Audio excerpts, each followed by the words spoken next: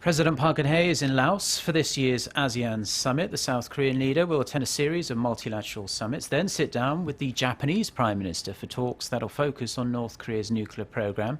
Our Song Ji-son, who is travelling with the President, files this report from Laos. On the final day of 2015, ASEAN member nations officially launched the ASEAN Community in a bid to strengthen synergy and collaboration in the region. At this year's meeting, South Korea will seek to revive cooperation with the massive economic bloc, a region with a combined GDP of $2.5 trillion and home to 630 million people. At the ASEAN Summit, Seoul will seek to reinforce cooperation with the ASEAN community. And at the ASEAN-plus-three summit, the 10 ASEAN member countries, plus the leaders of South Korea, Japan and China, will review their achievements over the past year and discuss future cooperation.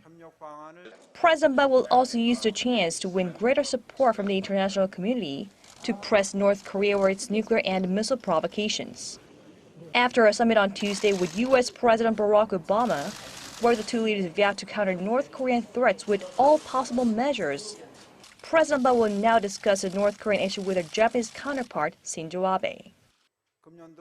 At their second bilateral summit this year, President Park and Prime Minister Abe will center their focus on the North Korean nuclear issue and ways to develop bilateral relations and cooperation. After having garnered Russia and China's commitment to implement the UN sanctions to denuclearize North Korea, and now backed by the cooperation and support of the U.S., President Park will sit down with Japanese Prime Minister Shinzo Abe on Wednesday. Song Ji-son, Arirang News, Vientiane.